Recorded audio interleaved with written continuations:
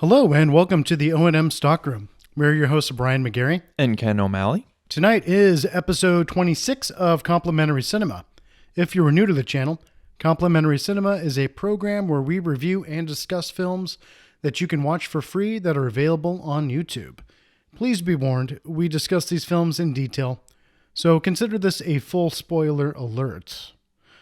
So these free movies, usually we pick them on, the YouTube free with ads thing, but we usually watch them with ad blocker so we don't suffer through the ads. Not that we would necessarily condone. I mean, that's a pro tip for everyone at home.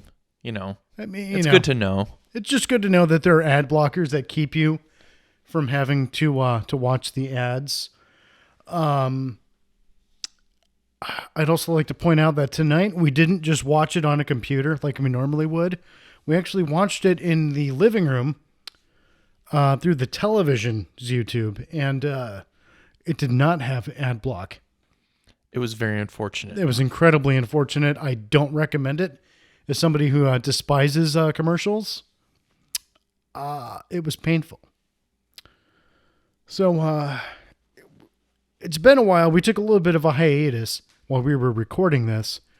And we don't really remember whose turn it was to pick. So I think I kind of just made a decision to just watch probably the crappiest film that we could find, and that was Mexican Gangster. But we didn't go with Mexican Gangster. We started Mexican Gangster, but we only made it about 10 minutes.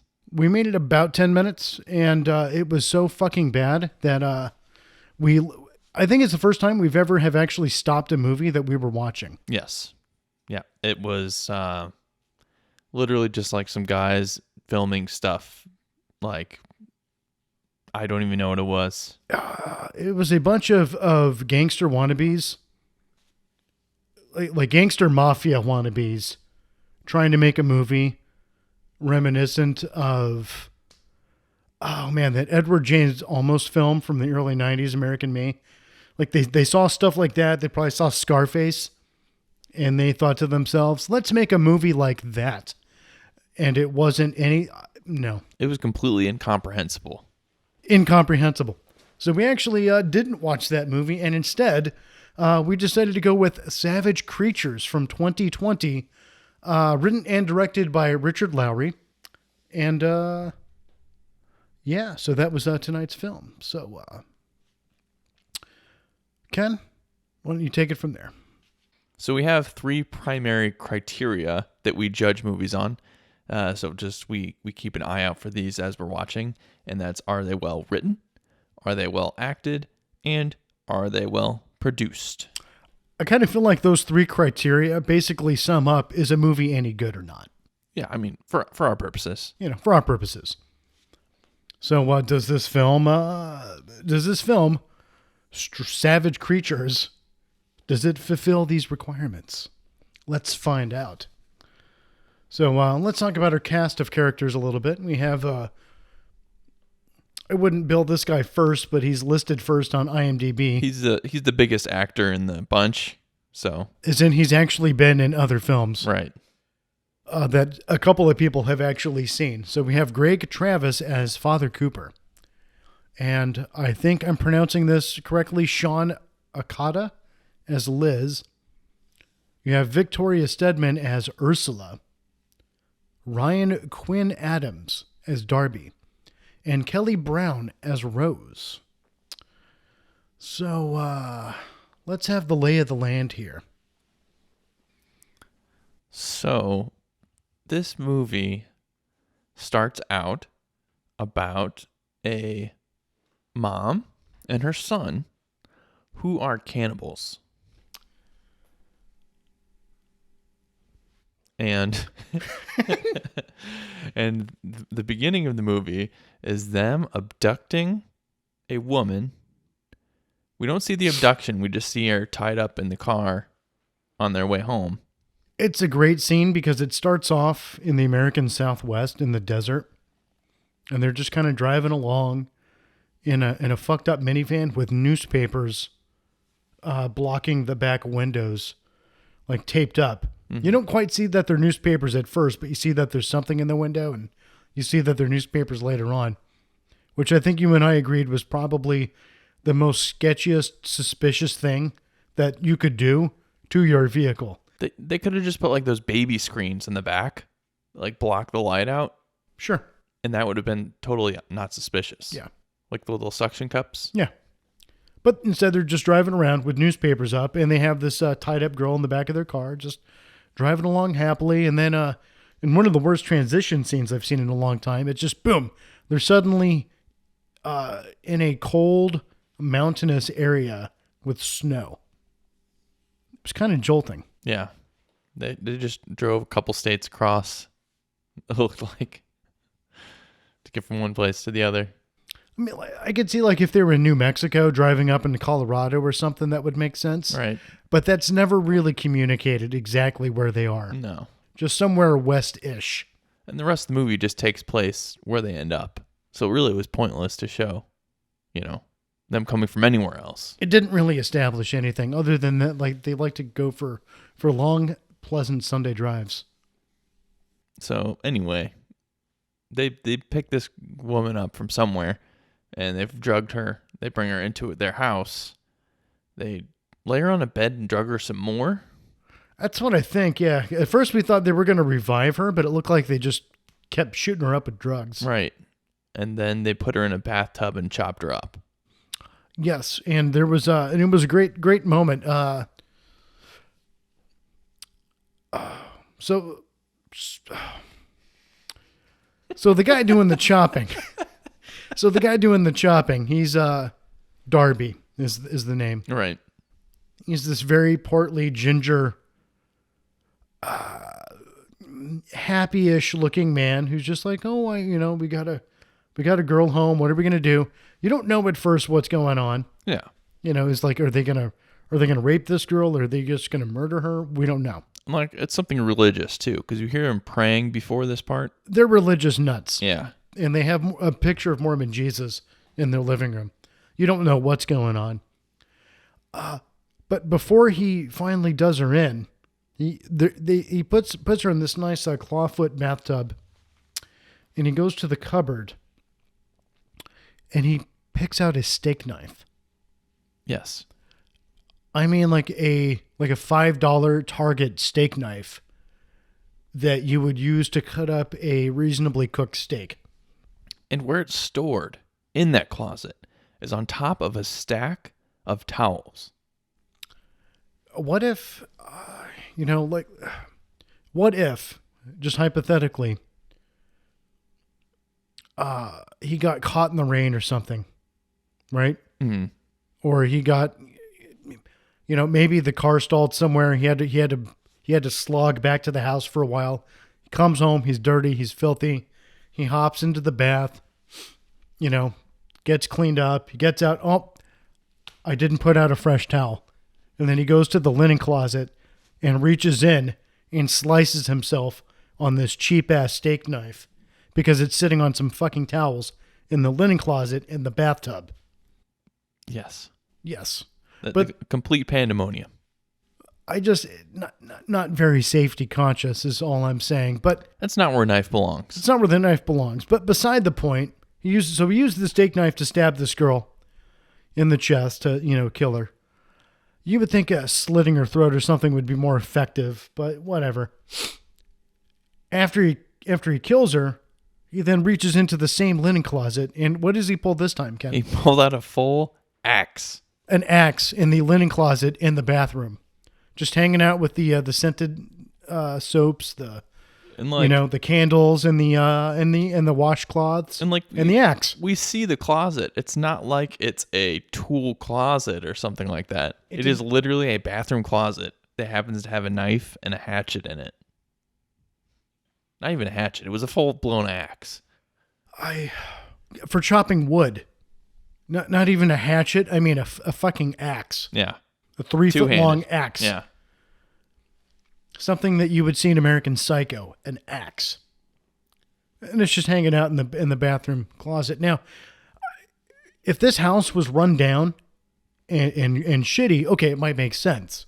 But it's a very nice, fairly, well decorated modern home out in the sticks. it's very upper middle class vibe. You just don't have an axe hanging out in the closet. But they do. So they chop this woman up, and then they cook her and eat her. And they say grace too. Yeah. That was my favorite part. They were very grateful for all of the obviously not human flesh bits that they were showing close-ups of when they were cooking. Mm-hmm. But I did like the touch though, is as he's chopping her up before dinner, all of the Spirit Halloween props that they kept pulling out of the bathtub. Yeah. Yeah. Like the obviously super fake leg with the jeans And the arm. and the blood, and it's just amazing how clean the cuts were on each piece of flesh that they kept pulling out. I was impressed because I know, personally speaking, I don't have a lot of experience chopping up bodies, but personally, I would think that if you had a nice flat surface to lay the individual upon before chopping, even then, I think I'd have a pretty hard fucking time getting a nice clean cut, unless it was an incredibly sharp axe. Yeah. But I just don't see that being the case. No. And the blade wouldn't even be big enough to get a full chop. It really wasn't. But so we have some suspiciously clean chops going on, and while they're cleaning up after dinner, we see even in the beginning credits and at this scene, we see spooky, mysterious meteors from space. Yeah. That's another thing that's happening. That's another thing that's kind of happening in the background, is that there's meteors falling from the sky and landing nearby. And it even causes just a tiny little earth tremor. A little bit, while she's cleaning the dishes. And enough to open up the cupboards and kind of startle this woman. So, they eat, they wake up, they go about their business. They're out driving again the next day, and they find a couple of very skinny girls kind of walking out in the middle of nowhere on a deserted road. And, we now know what they're up to. These so-called Christian people just aren't maybe the most Christ-like specimens of humanity. They're looking for more fresh meat, and they find it in these two waifish women, and they pull around and offer them a ride. Like, hey, where you heading? Oh, we're heading out west. Yeah, well, we can take you a ways. Very polite, very on the level, and they hop in the murder van, and they're on their way. And we find out Liz, that's the name of the mother in the situation, and Darby, the fat boy, they live not too far from a certain spot, and they can, we can give you a shower, we can feed you, you're welcome to come over. And the two waifs are like, oh, hey, that'd be cool. We can dig that.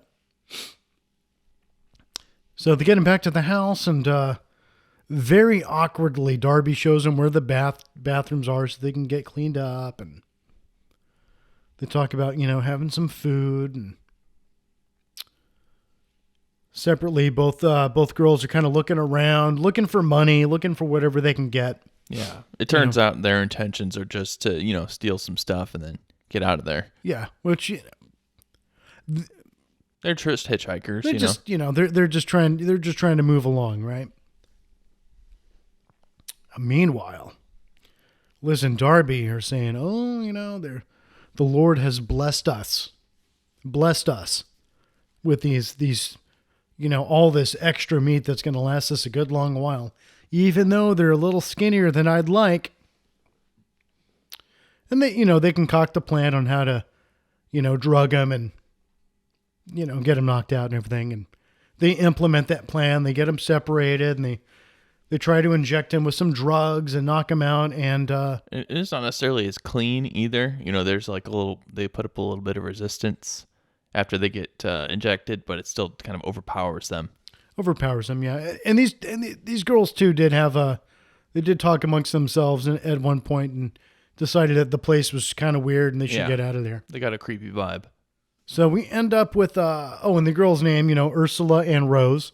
Ursula, the dark-haired one, gets, she gets hogtied and thrown up in the bathtub. And Darby goes and grabs his steak knife and he plunges it deep into Ursula. And then he goes for the axe and he chops off her hand. And he turns around and her hand's back on her arm. Yeah. And he chops it off again. Mm-hmm. And it falls to the floor again. Yep. And he looks up again. And the hand is back. It's there. On the girl's arm. It's still there. What the fuck? Yeah.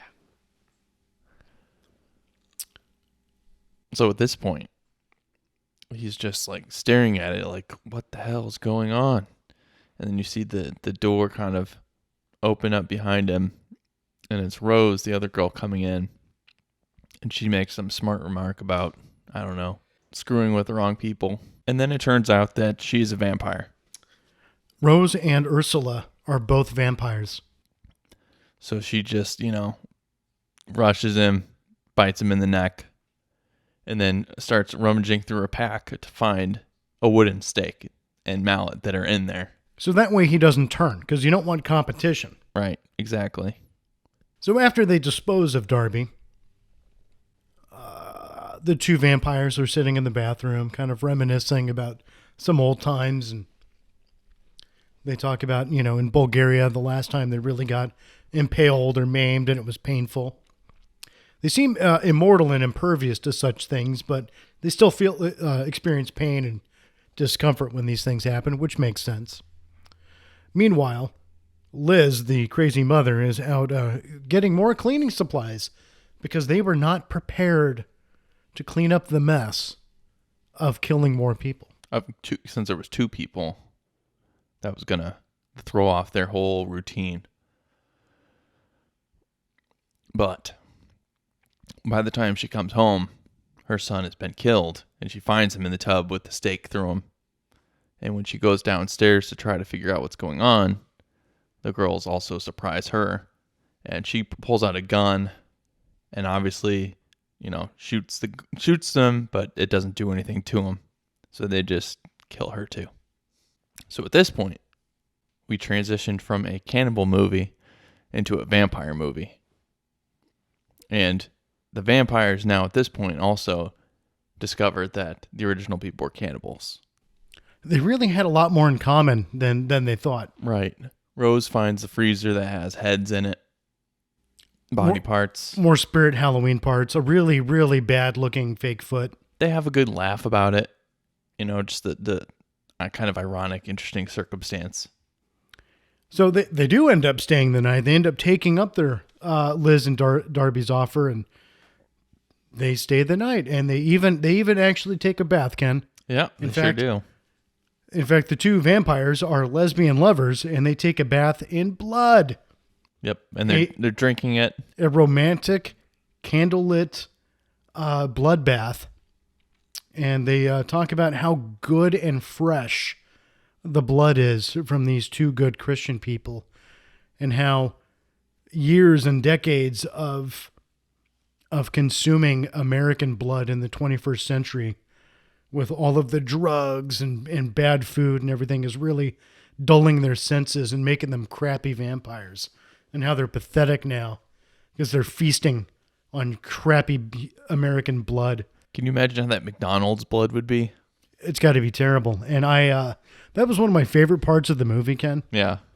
It was ham-fisted. It was not elegantly done, but I enjoyed that moment. See, I did. I know we're kind of jumping ahead, but I did enjoy just the way they treated their own little world, as far as like the vampires and how they were specifically in this movie. I did appreciate that. Yeah. So they decide.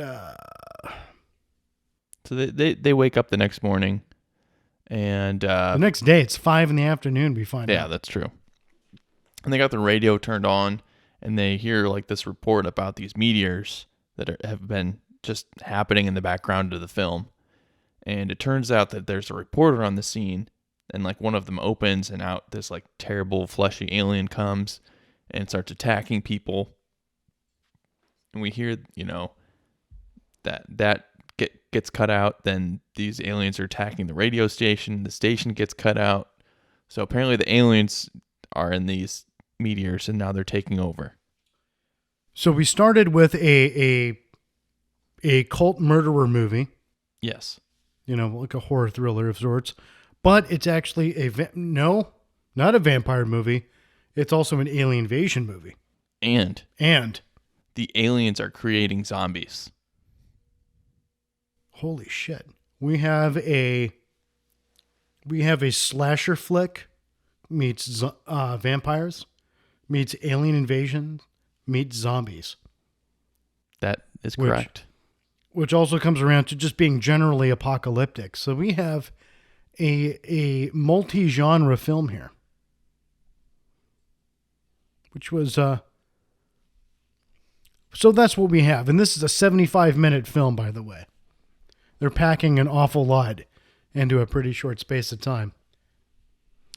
So they, Rose and Ursula decide, okay, well, let's get out of here. Hey, that's a good plan. I like that plan. But Rose hears some screaming when they're leaving the house. She turns to Ursula. Well, I need to see this with my own eyes. And here's where I roll my eyes, because if you're hearing screaming when you're out in the sticks, I imagine if you go much of anywhere, you're going to see with your own eyes soon enough. Secondly, just get on the damn road. And third, you're a vampire. What do you care? Just go. Yeah. And also, at that point, we kind of realized, we're just going to keep staying in this house that we've had most of the movie in. Yeah. That basically becomes the de facto set. It was kind of a bait and switch because you thought they were going to go out and do something, and then they just went right back to the house because when they find the aliens, they've turned some people into zombies, and the zombies now all attack them. And so they have to run back to the house to find a safe place to be. So they go back to the house. There's zombies outside. They see a fat old priest and a very young-looking nun with guns shooting zombies running towards their house. They let them in. They had discovered themselves when they were fighting those zombies, the first ones, that if they shot them in the head, and that took care of it. In typical zombie fashion. Yeah. They'd seen a couple movies. Dawn of the Dead. The classics. The classics. So anyway, the priest, Father Cooper, played by Greg Travis, he's probably best known as one of the news correspondents from Starship Troopers. And he's been in some other stuff. That's our big star of the film. Yeah, he goes all out. He goes extra on this one. He goes full throttle for every minute that he's on screen. Does he overact, Ken? Only every moment that he's on screen. Only every moment that he's on screen. Yeah, he's pretty extra. He even does this really bad Irish accent, like he's a good Irish Catholic priest. It's real inconsistent. It's very inconsistent, much like his career. Just imagine, the pinnacle of your career, being in Starship Troopers for 2 minutes, and over 20 years later, you're in this direct-to-YouTube flick. That's how it goes. Yeah, that's how it goes. That's show business. So, So anyway, yeah, they really just want an excuse to have a priest and a nun with guns and close-ups of the shooting. Yeah, and I'm all for that. And just like tension between, obviously vampires aren't want anything to do with religious people. The priest has got the holy water and the got cross, a crucifix, and kiss the crucifix, it'll help you. And that was really damn funny, actually. It was. I liked that. That was good. See, like good comedy stems from the situation. And it wasn't really supposed to be funny, I think, either. That's another reason why it was funny. Yeah. It was supposed to be ridiculous, but I think it was meant to be funny. Yeah, I guess. Maybe not like, not the way I took it, though. Ridiculous is funny too. Yeah. So I don't know. We're getting kind of bogged down here. Well, just basically there's tension between them because the priest, as he's trying to bless the scene, he finds the bodies of the cannibals, and he knew those people personally. They were saintly. So he's basically figures out that these people are vampires. Well, he doesn't quite figure out the vampires first. He realizes first that they're feminists. Yeah. and evil and demonic feminists, Yes. which was also very funny. He solved that mystery. He sure did very quickly. So very soon, the priest gets dispatched, the nun gets dispatched, our two vampire heroines, the real stars of this piece of shit, end up, leaving. They get out of that house. They go for a nice long drive. There's this great establishing shot of this nice big city, Ken, at night. And then in close up when they're in town, what do we see? It's just another small town main street. Just another small town main street. It's literally probably the town that the house they were shooting at is in the middle of nowhere in America somewhere. Yes. And it's just a little main street. But they find that in this city that the aliens have taken over there too, so they drive back out to the country. And they kind of hole up in a place, and Ursula does a little bit of dissection on one of these vagina-ish monsters. Yeah. I mean, the anatomy of these things is very... It reminds me a little bit of the underside of a facehugger from Alien. I was going to say they're really poor facehugger ripoffs because they're like person-sized, but there's no like... The reason that makes a facehugger terrifying is that it's got the like appendage that shoots down your throat. Yeah. And just the face-hugging nature of it. That's what makes that terrifying. This thing, there's no clear like what's it doing to you? It just like sits on their chest and like makes pulsing noises. Like it's sucking it out of them. I don't know. Yeah, it punctures their chest or something, but you never really see anything that would puncture. Right, that's what I'm saying. You see more female-ish anatomy, let's just say. Yeah. So basically, they're rubber vaginas that are person-sized, floating around, taking over the world. They need to, like... The director needs therapy. I mean, I think we can agree on that. I'm just saying they tried to rip off Facehugger, but the part that's terrifying about it, they didn't capture at all. Well, it's just like a big fleshy stingray, which is kind of like what they said too. The facehuggers in Aliens, they're very spider-like and they're fast, and there's something unnerving about them. And they're kind of bony. They're bony, and they look strong and threatening. Yeah. These just look like floppy, like almost like pussy-ish luggage is how I would best describe it. I'm just gonna go there. Wow. It's like suitcase-sized, like vagina bags that are just randomly floating around. Very bad CGI. I don't know how else to describe it. That's what these things are. Yeah. I suspect that they only made 1, 2, and then they just moved it around. Oh, absolutely. Everywhere. Just like they filmed this whole movie basically in one house and just kept switching rooms. Yeah. And sometimes not even that. Yeah. Yeah. So they filmed that part at the end, or in that scene where they're cutting it open. That was like the last day they filmed with it, so they could like ruin that one prop. Yeah, that was good. Yeah, so Ursula's, she's dissecting this thing, and she has these comically large glasses, which I really dug. Making her look all smart, like, ooh, I'm doing science, a vampire science. She finds the brain, which is also a heart. Yeah, that makes sense. Because like everything else in this film, it's a convoluted amalgamation of other things. So it goes.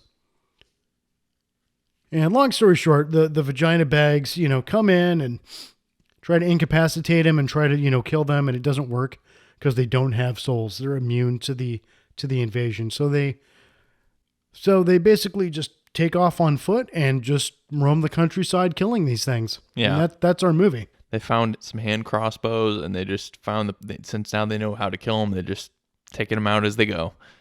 And every time one gets shot, Ken, what does it sound like? It sounds like a little squeaky dog toy. Basically. Like the little squeaky. Yeah, but like a long squeak. Not like a fast squeak, but a long one. It's just funny that's all they could get.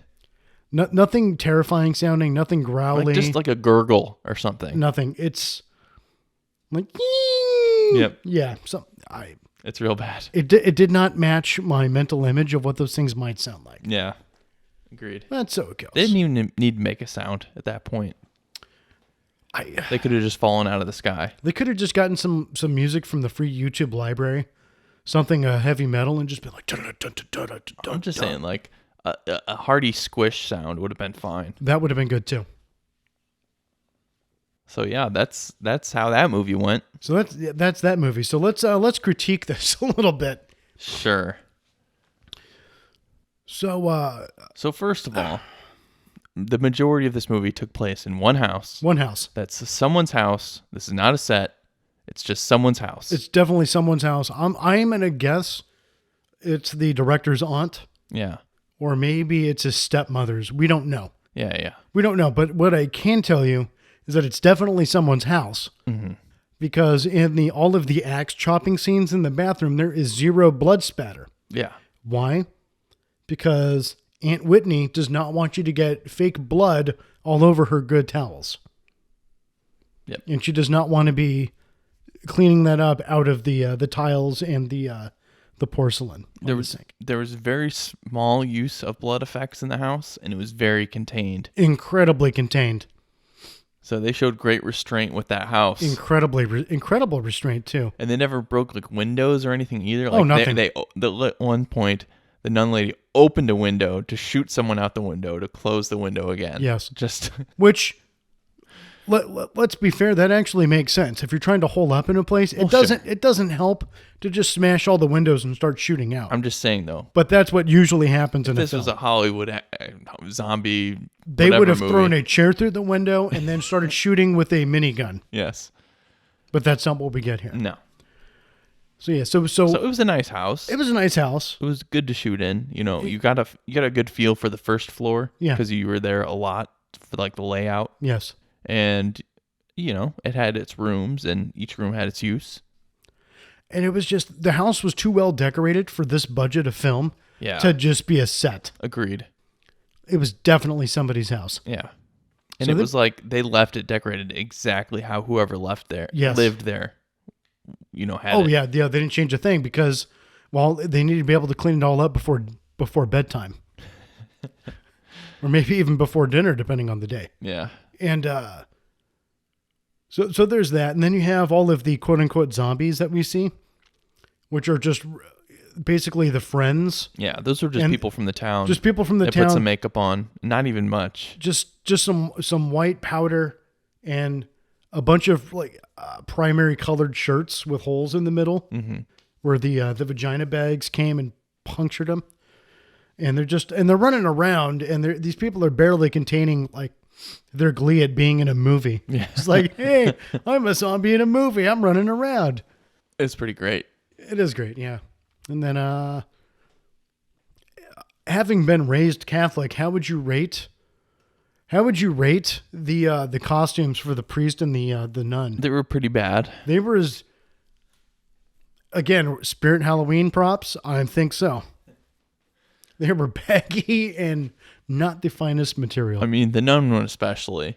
Especially later after she tussled around a little bit, like part of it got like pulled out. Yeah. And it just looked bad. Yes. But it was effective for a film of this caliber. It was just to get the picture of who they were and make it really clear. Yeah. I mean, when was the last time in real life you saw a nun in an actual habit? It's been a very long time. I mean, I've seen it more recently than you would expect, but I believe that, but it's not exactly what I would call an everyday occurrence in normal life. No. And Catholicism has really gone away from that sort of thing. Yeah.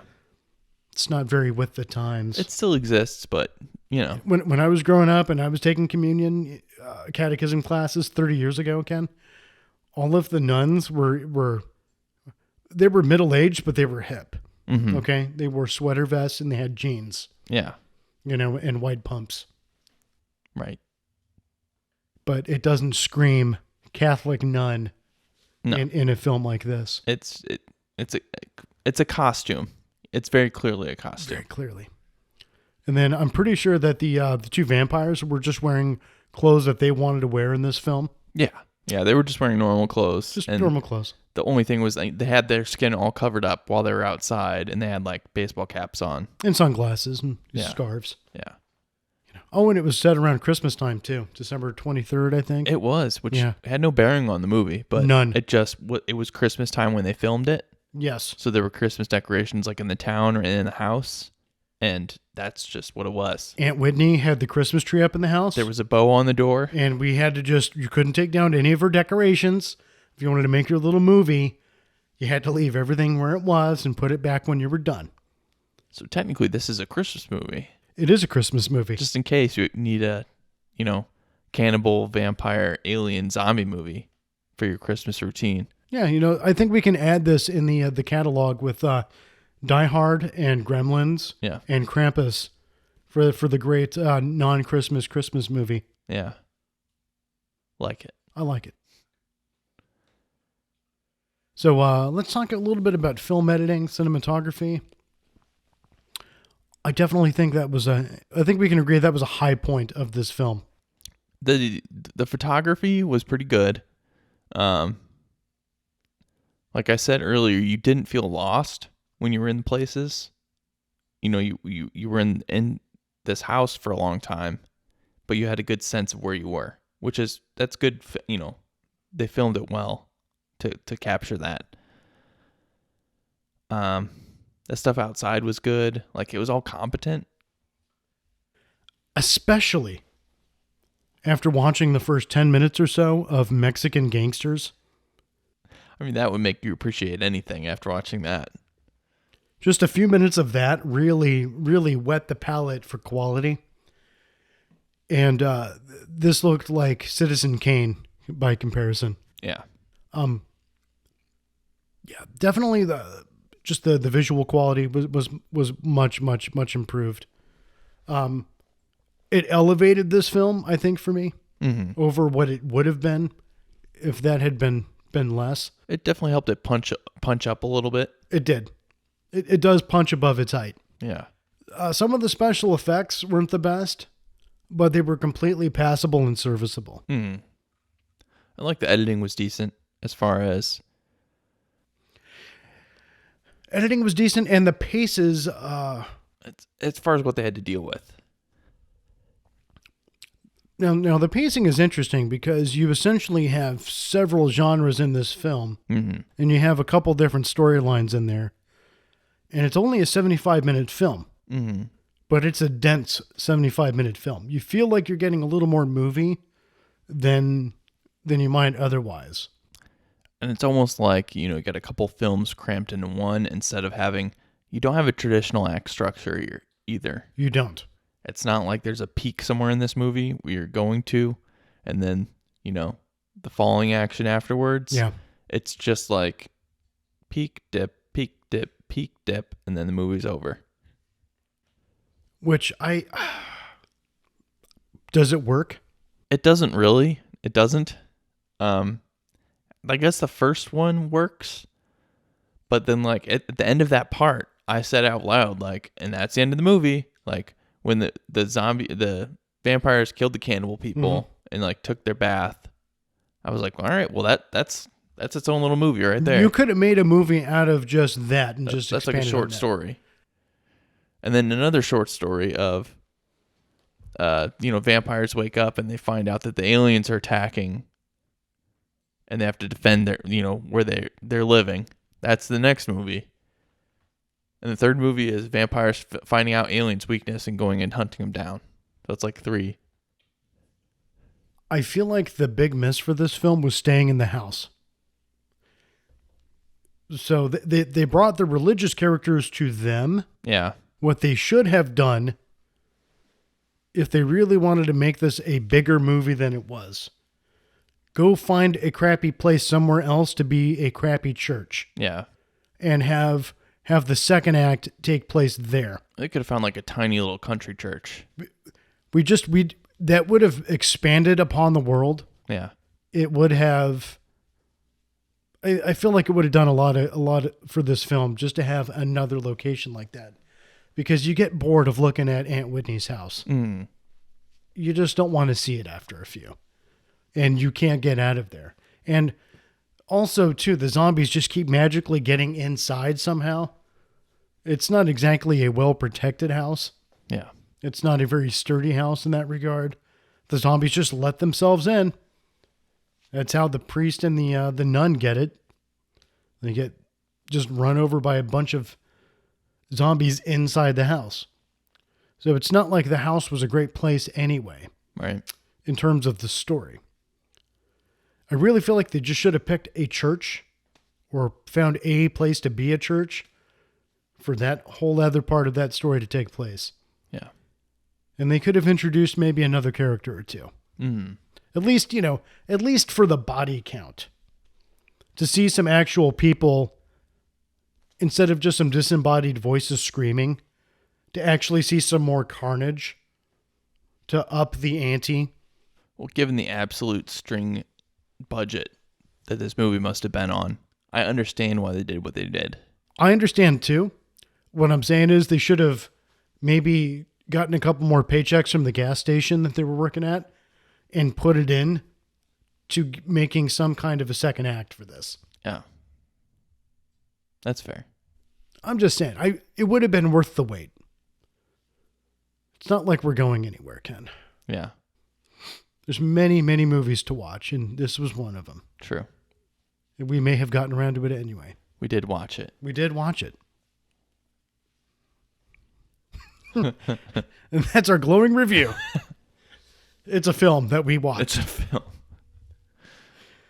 So let's revisit our 3 criteria, Ken. Well, could we talk about the writing just for a second? Let's talk about the Because writing. this was a writer and director kind of project here. Yes, Richard Lowry was the director for this. So I would say it was fairly well directed. Some of the performances were better than others. I feel like Rose was pretty good as the more she was the blonde vampire. She was the more in charge of vampire, I guess. She was the one who wore the pants in the vampire lesbian relationship. Yeah. She probably gave the best performance, I would say. I would say I took both vampires equally seriously. I would also say that the creepy mom and son cannibal at the beginning were pretty good. They didn't overdo it. Mm-hmm. The only weakness that I have with the vampires acting, it was a little too... So these vampires are supposed to be over 400 years old, according to the script. They did not conduct themselves through mannerisms or through speech in a way that would convey that. They very much talked like a couple of girls in their very early 20s acting in a film. Yeah. So that kind of broke that suspension of disbelief for me a little bit. I gotcha. But I'll say this though, they gave it their best. They get A for effort. Yeah. In both counts. Yeah. They did pretty well with what they had to work with. They did. And after you've been watching them for a little bit, you kind of get used to their performance. I'm like, I didn't think about that so much. They mentioned it like kind of a throwaway line about that being around for a really long time. But then after that, I kind of just forgot about it anyway. I didn't forget. I'm like the elephant. I never forget such things. It's that stupid little detail that you give me. Yeah. And the reason that I couldn't forget about it is because when they have that throwaway line, the way that they're talking about it was having. If you've talked to anybody who's been around for a while, they just don't speak and act in the way that these young women did.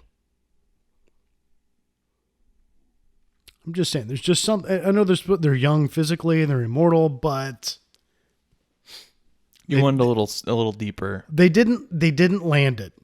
They didn't land it. Yeah. They didn't stick the land. Fair enough. That's all I can say about it. For this quality movie, they did great. They did great for this quality of film.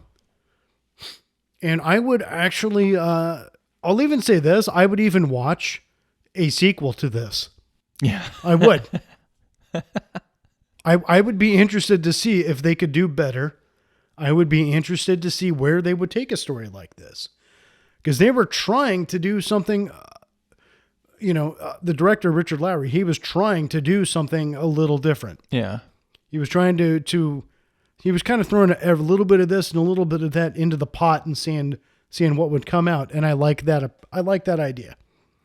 I like that they were trying to do something that would, be its own thing while ripping off like 8 other things. It's almost a shame they wasted some of the concept on jamming so much of it into one movie. Well, here's the thing though. There's Evil Dead. There's Evil Dead 2, which is Evil Dead again. Yeah. And then you have Army of Darkness, which is basically Evil Dead 2 and then throwing it back into the Middle Age. So there's no reason to think that we couldn't have a Savage Creatures 2 and basically have it be the exact same movie, but better.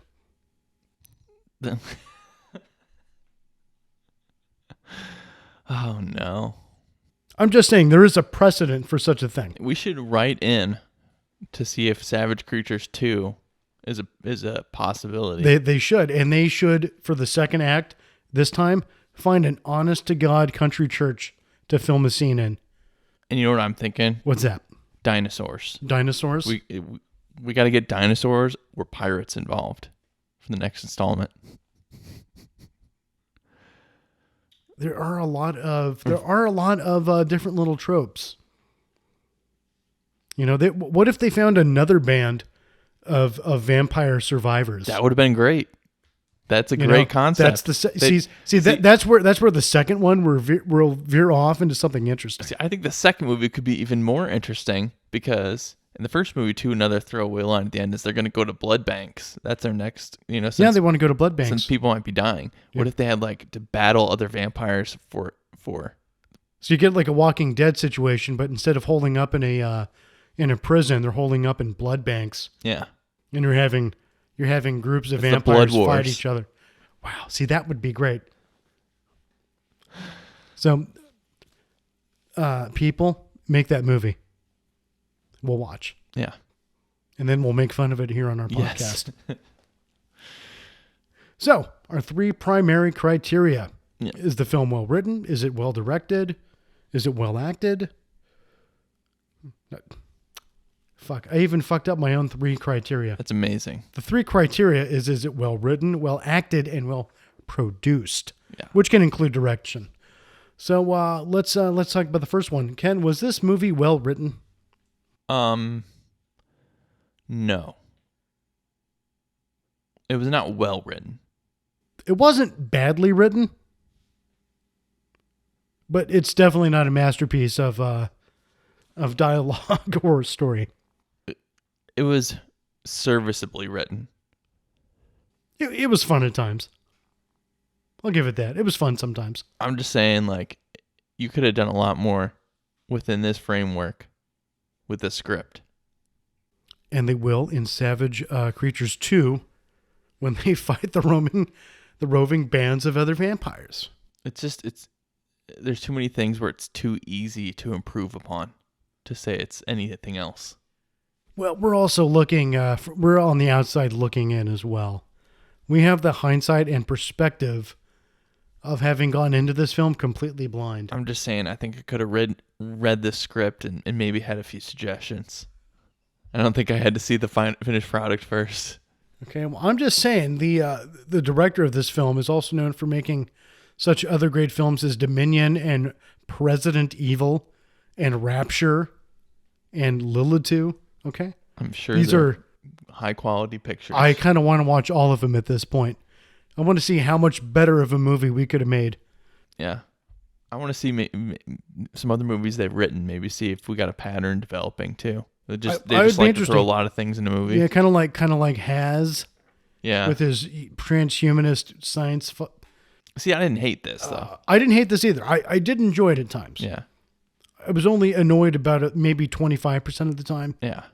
Half the time I was waiting for what was going to happen next, and 1/4 of the time I was genuinely enjoying myself. Yeah, that's fair. I think that's a reasonable breakdown. So was it well acted? I think we talked about that a little bit. Well, for the most part, they showed up. They recited their lines. As far as we know, there weren't any extra scenes that they couldn't film because people were showing up to the set drunk or strung out on heroin. If you take all the people at face value, their characters are pretty well acted. Like, if you take them face value, what they're supposed to be. Yeah. B minus. B minus. Okay. Well produced. For being set in a single house and very minimal sets otherwise or locations otherwise, I'd say sure. With, they had some good camera angles. They had some drone footage. They had some special effects. And I mean like computer generated effects. They fell super flat on the monster. But they had one. They did. They had one. They had one. I'm just thinking of other films that have used sparkly technology to kind of blind you and then not show you anything. Again, I'm making fun of Has. Yeah. If you've listened to our show before, you know what we're talking about. Low-hanging fruit. Low-hanging fruit. Because those movies I did hate. Yeah, production was good. So I guess considering. For being a 75-minute movie, I will free say, on YouTube. I will say sound was a bit shoddy. They had they blew out the microphones a couple times when they were yelling or shouting. Yeah. Like they peaked a couple times and it was super obvious. Okay. So sound production sucked, but Sound visually wasn't they're the okay. best. Sound sucked, but visually they were good. It was okay. It was okay. As we say with our static image of some crappy drawing that we just throw up every week. Insert here. Shh. So, would you say that you recommend this film? Yeah, why not? If you want to watch something dumb for a while, but not too long, like let's say you're having just like a long... Okay, so let's say you come home from work, right? You got a pizza in the oven. You want to just put something on while the pizza's cooking, and then while you eat the pizza, and then while you're digesting the pizza and too lazy to get up to clean up, this movie is perfect. I guess I would say it's short enough and it's worth wasting a little time on. It's not... If this was a 2-hour film or a 2.5-hour film, it would not be worth the time commitment. But that's where that length really comes in handy, I think. I would only recommend it if you're like feeling like watching a crappy movie, though. And sometimes I do, Ken. Like if you feel like watching a crappy movie, this is a great movie. This is a perfect crappy movie to watch. Yeah. If you like bad movies, you might enjoy this. Yeah. Agreed. If you like good movies, you're not going to like this. So you got to be a little bit flexible on that one. Well, that's a wrap for tonight's episode here at the O&M Stockroom. We're your hosts, Brian McGarry and Ken O'Malley. If you enjoyed this segment of Complimentary Cinema, more episodes can be found at omstockroom.com, along with links to our Patreon page and various streaming outlets. Thank you for listening, and we'll be back next Wednesday with an all-new episode.